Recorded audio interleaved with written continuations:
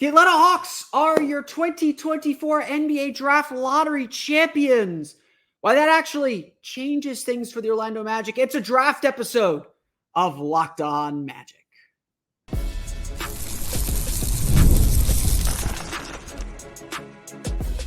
You are Locked On Magic, your daily Orlando Magic podcast, part of the Locked On Podcast Network, your team every day. And you are indeed Locked On Magic. Today is May 13th, 2024. I hope everyone had a very happy Mother's Day. Got to celebrate some time with family. On today's episode of Locked On Magic, we're going to talk. My name is Philip Rossman, right? I am the senior writer over at OrlandoMagicDaily.com. Of course, follow me on Twitter at PhilipRR_OMD. On today's episode of Locked On Magic, the lottery happened. It's nice not to care, but we should care, because a shocking result could change a whole lot of things for the Orlando Magic. We'll talk about what the draft lottery results tell us, and we'll talk a little bit about what the Magic are looking for in the NBA draft. We're going to get to all that coming up here in just a moment. But first, we want to thank you again for making Locked On Magic part of your day every day, no matter when you listen to us, whether it's first thing in the morning, whether it's right when we upload. We truly appreciate you making Locked On Magic part of your day every day. Remember, this great Locked On podcast covering every single team of the NBA. Just search for Locked On and the team you're looking for, the Locked On Podcast Network. It's your team every day. This episode of Locked On Magic is brought to you by PrizePicks, the easiest and most exciting way to play daily fantasy sports. Go to prizepicks.com/LockedOnNBA and use code, all lowercase, LockedOnNBA for your first deposit match of up to $100. For the first time in 4 years or 5 years, the Orlando Magic do not have to worry about the results of the NBA Draft Lottery. We could sit back, kick our feet up on Sunday, maybe still lamenting not still playing in the first round and getting ready for Game 4 Monday at the Kia Center. But nevertheless, we could kick our feet up and watch as other franchises hope and pray for the right bounce of the ping pong ball to get them that coveted number one pick. Because after all, some years you get the number one pick, and you get Paolo Banchero. Magic did pretty good, I think, in the draft. This year's draft is not widely considered to be a particularly strong draft at the top, and honestly, not a particularly strong draft through the middle portions of the draft either. I would say, as in my initial look, I don't see a guy that screams, oh, this is a future star, or this is a diamond in the rough type player who's being overlooked and could become a star. This is not a great draft class, but you always have to do your homework and you always have to do your work, and more importantly, the draft is sort of the opening gun of the offseason. Again, we say this all the time. Deadlines create movement. You have an event, you have a deadline. That's what kind of gets teams going and gets teams started in their process to make changes. And look, there are not a lot of free agents this summer. We've talked about a few of them here, and the Magic are one of the few teams with cap room. There's not a lot of cap room to spend. Again, Magic are one of those few teams that have cap room. And so I would expect that we will see a lot of movement and a lot of trades happen this offseason. And so kind of the first domino or the first piece that kind of sets the table for us is actually finalizing the draft order, is actually knowing where everyone's going to land. And so with a 3% chance of landing the top overall pick, the Atlanta Hawks have won the NBA Draft Lottery. They have won the right to select Alex Sarr or Zachary Ricochet or Stephen Castle or Donovan Clingan or Nikola Topic or Matas Puzelis or Ron Holland or any number of the 12 guys that feel like they could be the top overall pick. This is a weird draft because there is no clear-cut number one pick. And frankly, unlike when the Magic were the number one pick 2 years ago, it's not like there's a group of three. I think Alex Sarr and Zachary Ricochet are the two prominent guys that are considered the number one pick, but I've seen people pitch Donovan Clingan. I've still seen people pitch Ron Holland. I've still seen people pitch Matas Puzelis, Rob Dillingham, Reed Shepard. This is again, not a very good draft class, but having the number one pick still gives you a certain amount of power. And the fact that it is the Atlanta Hawks, a team that was just in the play-in tournament, a team that feels like they're at a crossroads right now, holding that number one pick creates a lot of intrigue. I mean, the results to the draft lottery aren't so surprising. Houston also made a significant jump up to number 3. They got Brooklyn's pick in the James Harden deal. And so them being number 3, that's a pretty significant jump for them. So they're a team that could add some talent in some form or fashion, but the Atlanta Hawks are the first decision makers here. They are the ones that kind of set the whole thing in motion. And, listen to our friends at Locked On Hawks. Brad Rowland does a great job covering them. We've had him on our show to talk trade ideas in the past. Everyone is expecting the Atlanta Hawks to make a major move this offseason. Their gambit to bring in DeJounte Murray has not succeeded, to say the least. Their move to bring in DeJounte Murray has resulted in 2 trips to the play-in tournament and only 1 trip to the playoffs in 2 seasons. And obviously, I mean, there's been injuries. There's been some things going on, but obviously it's not working for them. And so I think everybody around the league expects Atlanta to split up their 2 guards. They expect one of DeJounte Murray or Trae Young, if not both, to be readily available in trades. Now, we talked about DeJounte Murray a lot at the trade deadline. The Magic were one of the teams that were rumored or expected to pursue DeJounte Murray. And I think even then we concluded, look, whatever we think about DeJounte Murray, just because they don't get a deal done at the deadline does not mean they aren't going to sit down and table those questions for the offseason. Trae Young is being connected already to the Spurs and the Lakers as potential trade partners. There is a lot that can happen here. And yes, Magic fans have pitched me plenty of Trae Young trades. They've asked me, hey, would Trae Young be a good fit here? I'm not going to sit here and analyze that part of the equation yet. We'll get to that perhaps. Today, it's that Atlanta now has a different decision to make than maybe we thought they did 12 hours ago. Essentially, here's the thing. If Atlanta were picking, where were they originally supposed to pick? If Atlanta were picking 10th, their decision tree is very different than now picking first. Perhaps Atlanta looks at the number 1 pick. They really like Alex Sarr. Alex Sarr, who I've got as the number 1 pick. We'll just put his name in there for just a placeholder. They really like Alex Sarr. Maybe they sit there and say, maybe we can build with him and salvage this Trae Young, DeJounte Murray thing. Maybe getting the number 1 pick makes them think we can try this again and takes a big name off the board. I don't think that happens because this isn't a particularly strong draft, but that's a possibility. They could also sit there and say, we've got the number 1 pick. We've got a nice young piece of Jalen Johnson. This is the time to clear the decks a little bit, time to reset ourselves. Let's build around this number 1 pick and trade both of our stars and just get together a huge cash and go for the lottery again next year. Certainly very possible. So now you see how the decision tree changes, because at number 10, Atlanta is probably thinking we're only going to get a decent role player. We may get a potential star, but who we're picking at 10 is very different than who we're picking at 1. You're looking at, again, guys who are still very talented, at least in comparison to this draft, but you're not getting the number 1 pick. And so in that instance, Atlanta's probably sitting there the entire month now, the entire 44 days until the NBA draft, and breaking down their decision tree very differently than they are now with the number 1 pick. That's the biggest effect of the lottery now. Is, okay, what is Atlanta going to do? And does that mean the Magic aren't going to be able to get DeJounte Murray? Does that mean that the Hawks are expecting a bigger return or looking to use DeJounte Murray to get something different? We haven't talked about this side of the equation much, but what do the Magic have to offer in a trade? They're probably looking to deal if they're looking to make a trade, Wendell Carter, Cole Anthony, and Joe Ingles' $11 million are probably your big trade pieces this offseason. And while I think trade, again, the Magic after July 1st can accept much more money coming in than they are sending out because of their salary cap room. They can absorb that money into space. I don't know if Wendell Carter is a great fit for the Hawks. So a DeJounte Murray trade was always going to be a little bit difficult.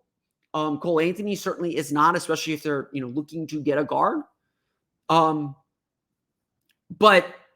this is the point of the whole exercise. This is the whole point of saying this. Everything about the lottery now changes. Everything about how the draft is going to shake out changes because Atlanta now has that first decision. And Atlanta, because they're in such a state of flux, it's harder now to predict what they're going to do.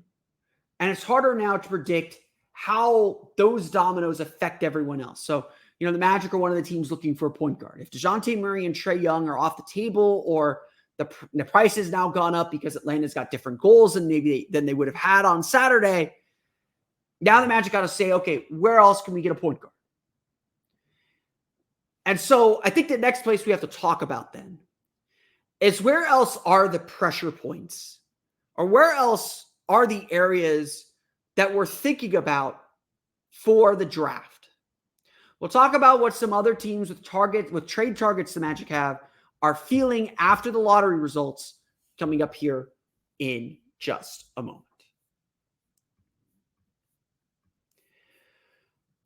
But first, it's time for a quick word from our friends over at PrizePicks. Look, PrizePicks is the daily fantasy game that I love to play. It's America's #1 fantasy sports app with more than 3 million members. It is the easiest and most exciting way to get in on the action while you watch your favorite sports and players. You just pick more or less on 2 or more player stats and watch the winnings roll in. If you want to play alongside some of PrizePicks' favorite players like Meek Mill or Sugar Shane O'Malley, you can now find community plays under the promos tab of the app to view entries from some of the biggest names in the PrizePicks community each week. And PrizePicks is so simple to play. There's no complicated salary cap, no playing against these large player pools where you're just hoping to get your money back with a good round. It's just you versus the numbers. If you think Jason Tatum's going to score more than 25 points in Monday's game against Cleveland Cavaliers, all you do is say he will score more than. You do that a few times, and you can watch the winnings roll in based on your selections and how good you are. It's really a test of skill. PrizePicks is a daily fantasy game that I love to play. I play it, back when it was legal in Florida. It's no longer available in Florida. But back when it was available in Florida, I put together an entry once a week.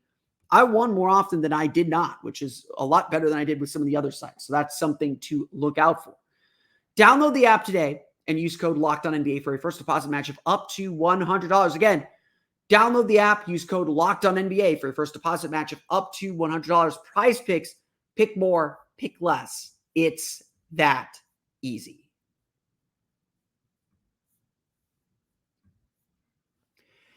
We want to thank you for making Locked On Magic part of your day every day. Be sure to make the Locked On Sports Day 24/7 streaming channel part of your day every day, because you're watching sports every day anyway. So why get screamed at for it? Because that's all you're getting on the national sports networks, just getting screamed at for their opinions, not even your opinions. You want smart, sharp analysis from experts who know their team best.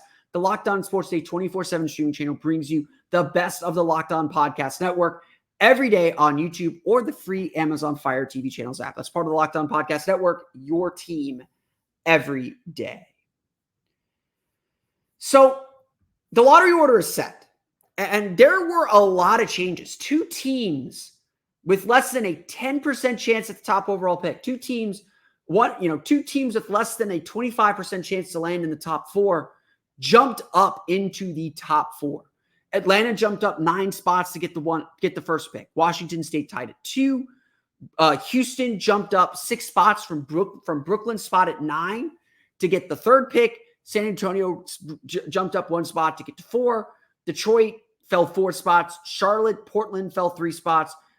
Toronto, which gave their pick to San Antonio as part of the Acapulco trade. Memphis and Utah all fell down 2 spots. It's very, very active and chaotic NBA draft lottery.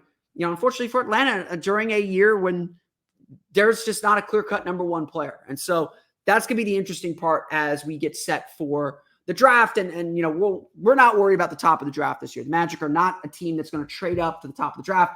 We got our star. If Orlando's going to deal in this draft, they're probably going to sit at 18 and kind of see what they can get. And we'll get to some of the options that the Magic appear to have coming up here in a minute, just to begin introducing you to some of the names that we're going to talk about here over the next few months. But here's the thing too. Here's the other part of it though. The draft order now being set, start setting the fault lines for teams the Magic are going to be competing against and where the kind of pressure points in this draft are. Take, for example, San Antonio. San Antonio, 22-16, didn't have the greatest year in the world. They had essentially a 50% chance to be a top 4 pick. They're drafting 4th, and they've got the 8th pick in the draft too from Toronto. That's 2 top 10 picks. This is a team that, while they didn't win a lot last year, they have a clear star in Victor Wembanyama. Victor Wembanyama is going to be a star in this league, and obviously he's already made a huge impact, rookie of the year, following in Paolo Banchero's footsteps. Don't ever forget that. But San Antonio, it seems like, what are their goals for this year? What are they looking to accomplish? They're a team that does seem like they want to be better faster. And so, honestly, we've talked about the Paul George stuff a little bit here. A lot of people are projecting that Paul George is going to get interest from the Magic and the Sixers, the 2 winning teams with cap room this summer. Oklahoma City also has cap room, but I don't think anyone thinks Paul George is going back to Oklahoma City. I've sat here and said to myself, at least, I think he's going to Philadelphia. I think if he's leaving LA, he's going to go to the Sixers. They're more win now. I don't think the Magic are looking to make that kind of a splashy move. But I've also said, everyone's saying that the Magic and Sixers are competing for the same free agents. I actually think it's the Magic and the Spurs that are competing for the same free agents, because the Spurs are also a young team with a budding young star looking to make a sizable leap and perhaps throw some money around. That is as much about free agency as it is about trades. And so San Antonio has one thing over the Magic in this draft. They've got 2 top 10 picks that they can move around. Will they move them around? Do they want to move them around? Do they want to kind of stick with this young group and only sprinkle in some veterans, kind of like Houston did? We'll get to Houston in a minute. We don't know. Listen to our friend Jeff Garcia over at Locked On Spurs. Would be, he'll provide you some of these answers. But this is part of the competition. This is part of kind of how things lay out now. You look at a team like Portland sitting at 7. Portland is the 7th and 14th pick in the draft. You look at Portland, that is a team that a lot of Magic fans have targeted as a potential trade candidate. So Portland's sitting at 7. They've got Scoot Henderson. They've got Anthony Simons. They got Malcolm Brogdon. A lot of Magic fans believe that the Magic should chase after Brogdon or chase after Simons. Simons is kind of the guy a lot of Magic fans think should be the kind of big swing trade if they swing one. We'll talk more about that later on. Portland with 2 picks could again tip their hand over what they're planning to do. Or they could combine 2 of those picks, try and make a more sizable leap. Again, same thing like with Detroit. Detroit's got the 5th pick again in the draft. I think they should keep it. I think that they'll get a quality player that can help them. Being young isn't the worst thing in the world for them. But having said that, I could understand if Detroit wants to flip that into a veteran. Already, you can see the battle lines for teams that are interested in trading and teams that can move around. It would be safe to assume that Miami, Philadelphia, the Pelicans at number 17, and Orlando at 18 are all looking to make trades. Toronto at 19, having given their pick to San Antonio, could be a team looking to move up if they can. And they've still got some players and pieces they can do that with. New Orleans, like I said, they have the 17th pick. They also have the 21st pick in the draft. That could be a team looking to move up into that late lottery. And New Orleans is a team that everyone is expecting to be very open for business. With Brandon Ingram already projected to be traded, according to at least one sports book. The Orlando Magic are the favorites to acquire Brandon Ingram. I'm not sold on that. I expect New York to trade Julius Randle. He could be around. He could be around a little bit. I've pitched to a few even New Orleans people an idea of swapping CJ McCollum and Wendell Carter, and that was not outright rejected as at least the beginning framework of a deal. And a lot of it was more for New Orleans to. Their reasoning for me was more about New Orleans trying to clear some salary and CJ McCollum. So there are ideas out there. There are frameworks and germs of ideas out there as we begin to look at the trade market. The reason why you bring this up ahead of the draft, as deadlines create action. That's kind of the rule of the league. The draft is a deadline. It is an event.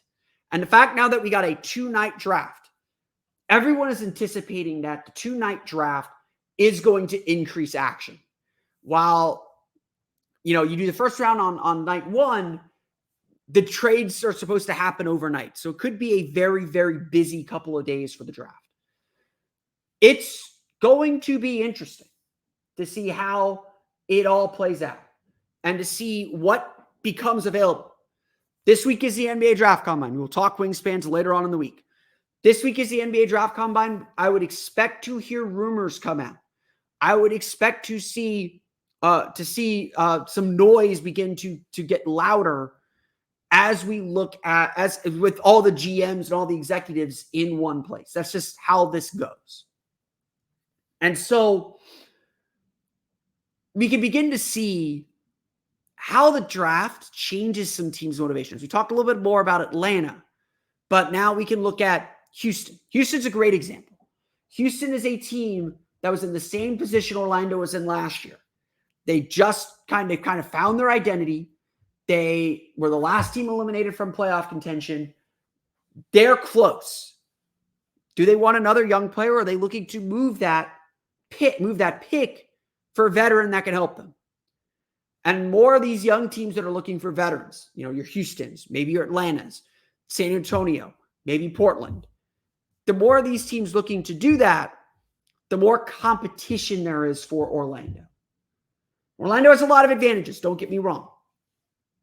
But trading a team is going to be a lot tougher.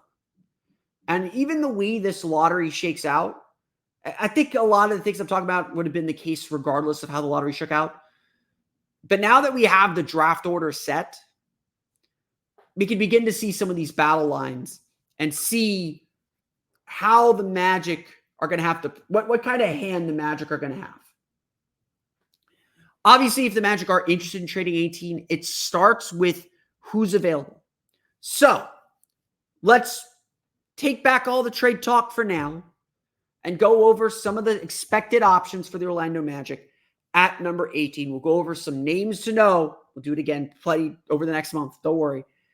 In the NBA draft, now that the order is set. We'll get to that coming up here in just a moment. But first, it's time for a quick word from our friends over at FanDuel. It is winner take all time in the NBA and NHL, and FanDuel is giving you a shot to bring home a big win of your own. Right now, new customers get $150 in bonus bets with any winning $5 bet. That's $150 to bet on spreads, money lines, player props, and more. Visit FanDuel.com/lockedon and make every playoff shot count. FanDuel is America's number one sportsbook.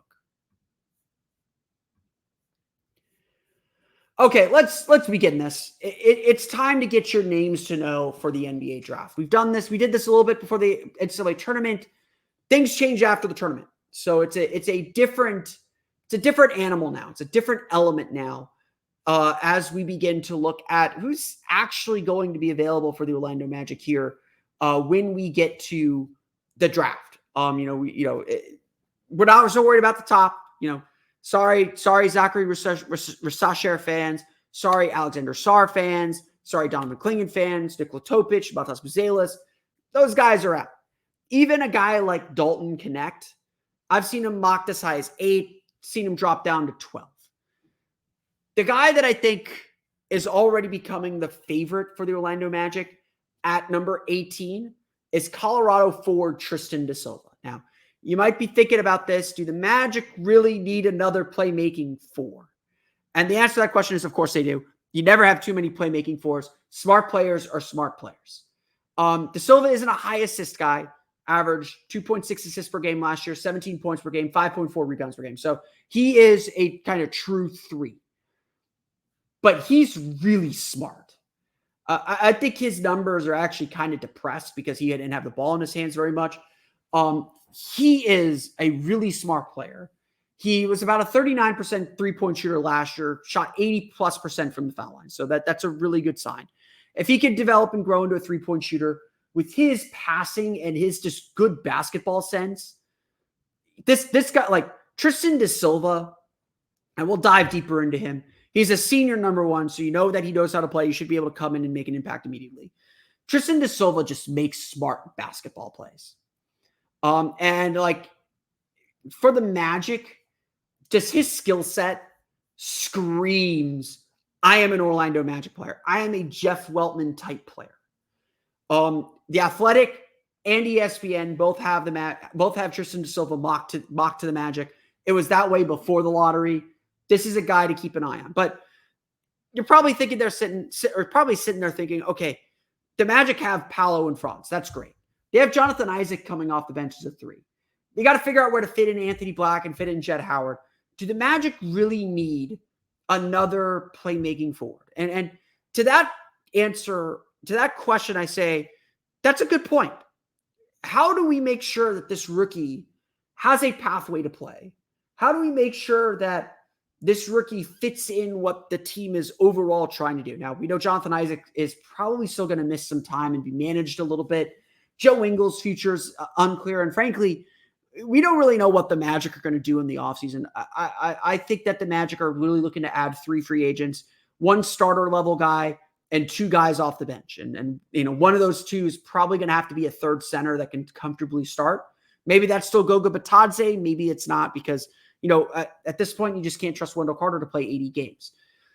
You might say to that, okay, why not draft a center then?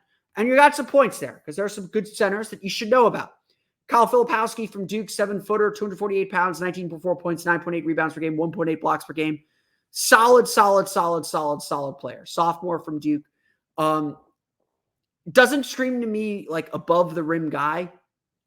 Not kind of the center that I'm looking for off the bench, but look, Mo Wagner's found a way to be very effective. Filipowski, not the shooter that Mo Wagner is, but definitely a capable player, meaning the low post. But the guys you got to really know are Baylor center Yves Missy, 6'10" center, freshman, 16.8 points per game, 8.8 rebounds per game, 2.4 blocks per game.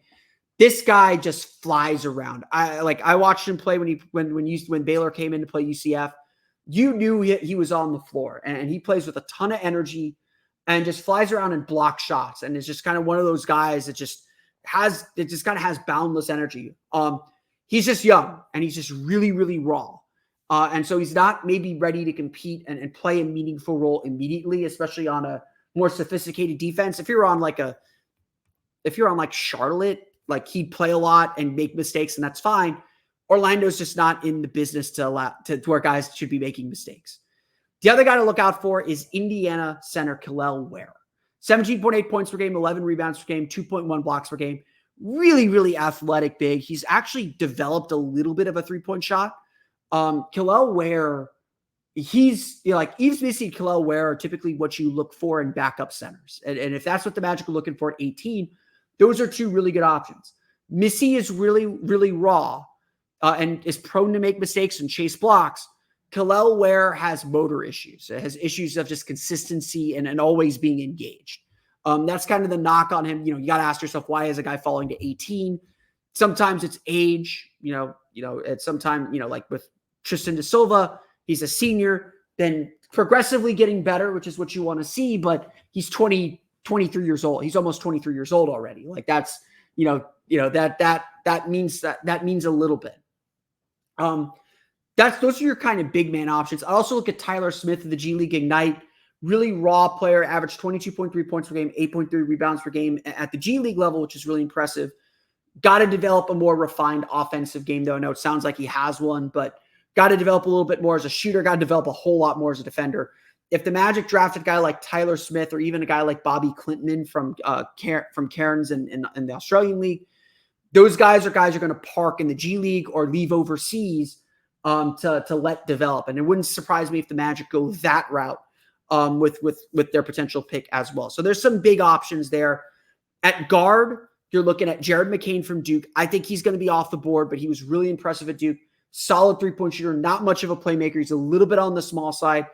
Finishes really well at the rim. He's kind of a slightly bigger Cole Anthony. He's 6'3". Cole's not much shorter, so maybe that's wrong. But he plays very similarly to Cole Anthony. Probably a more efficient three-point shooter coming out of college than Cole was at North Carolina. Again, Cole had the knee issue, so I'm not going to hold that too far against him. The question with Jared McCain and the reason why he's going to be drafted toward the tail end of the lottery is really more about whether he can create the separation he created for college level at the pro level, considering he's not a super athlete, considering he's not a super finisher at the rim. He finishes well at the rim, finishes well over contact, but he's got to be able to prove he can create that space at the NBA level. I'd also be taking a look at Providence junior Devin Carter.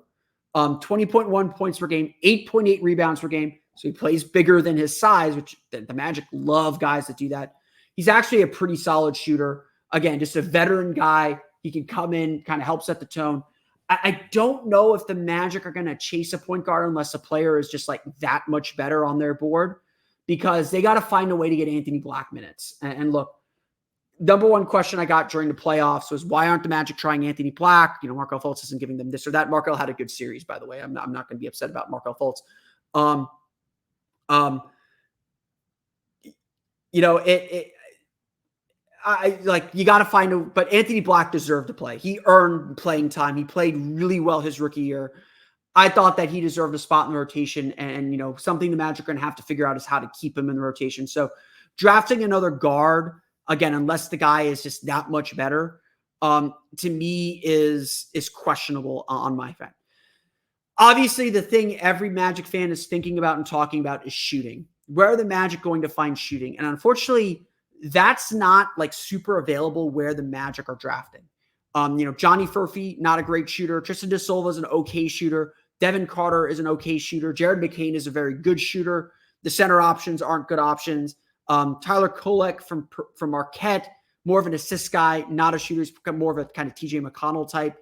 The guy I would look for, there are two guys I would look for if you're looking for shooting. The first guy is Keshawn George from Miami, 6'8" freshman, 205 pounds, only averaged 11.9 points per game, so not like crazy scoring numbers. He's still really raw, had a lot of creation responsibility. He's got a really nice shooting stroke. He shot like 40% on catch and shoot threes.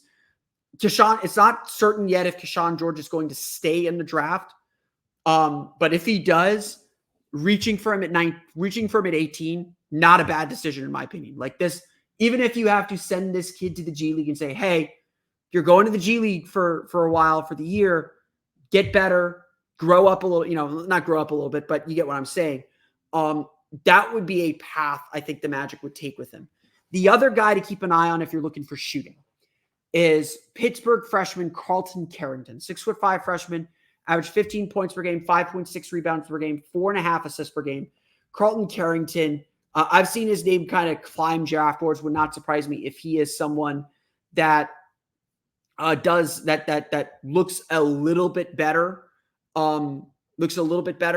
As we get closer to the draft. He only shot 32.2% from three last year on 6.1 attempts per game, so a little bit high volume. 78.5% from foul line, did not get to the foul line very much. So he is more of a shooter, more of a defender. Again, a guy that fits a lot of what the Magic like. There's just not, frankly, guys, there is just not a lot of shooting where the Magic are drafting, at least among the players that you're seeing where the Magic are drafting. Again, Keshawn George is a guy that I would keep my eye on. Go watch some tape on him. He's going to need a little bit of time, but he does look like he has all the mechanics to be an excellent shooter. If Jared McCain falls to you, he's an excellent shooter. There are a lot of, these are kind of the names that we're going to go through here. I mentioned Johnny Furphy. He kind of falls into that athletic wing bucket with Tristan Da Silva. 6'9" forward, 13.5 points per game, 7.3 rebounds per game. Really athletic finisher around the basket. Runs the lanes really, really well. Cuts really, really well. not much of a shooter yet. Still, not much of a creator off the bounce. But at the end of the day, like for where the Magic are at draft wise, for where the Magic are at, like the team development wise, they're not looking for like the solution. They're looking for a role player. They're looking for someone that can fill some minutes. And so we do have to ask, okay, what are the Magic's needs? What roster needs do the Magic need to fill? And obviously, like what they end up doing in the draft may be a clue to what they will do in free agency and where they're going to shape and change their roster. Again, like I would expect Anthony Black to fill in Markelle Fultz's minutes. I would expect the Magic to add a shooter to replace Gary Harris, or add a point guard to replace kind of Gary Harris's minutes. And then it's like, okay, do we need to supplement Cole Anthony's minutes? Do we need to supplement Joe Ingles' minutes? Is Jett Howard going to take over all of Joe Ingles' minutes? Do we need to get a third center to back up Wendell Carter, at least as the roster is currently constructed? We need a forward to kind of back up Jonathan Isaac a little bit. You're kind of replacing the Chuma Okeke role and the Chuma Okeke minutes. We're still kind of developing who this team is, and ultimately the Magic have to get better. Is Anthony Black and Jett Howard going to make this team significantly better? They'll help. I'm not going to sit here and pretend that they won't, but they're rookies. They're young players. Getting in a veteran in that starting lineup is going to help. And so this draft pick is about development still. You guys probably hate me for saying this a million times. You're not drafting a rookie for their rookie year. It would not surprise me if the Magic keep this pick at 18. And again, they got 2 picks coming in 2025. We'll see what the Magic end up doing with that top 5 Nuggets pick that will probably convey. If the Magic do keep this pick, it would not surprise me if they use it on a Tyler Smith or Keyshawn George, who need an extra year in the G League, who need that kind of gap year in the G League like they used Jett Howard for. They've clearly shown they're willing to provide that gap year and pay for that gap year. Would not surprise me if that's a direction the team goes. And again, we'll see how it plays out. We got a long way to go before the draft. Time is running short. It's combine week, but we'll get to all that. We'll get to all that over the next 40 plus days or so.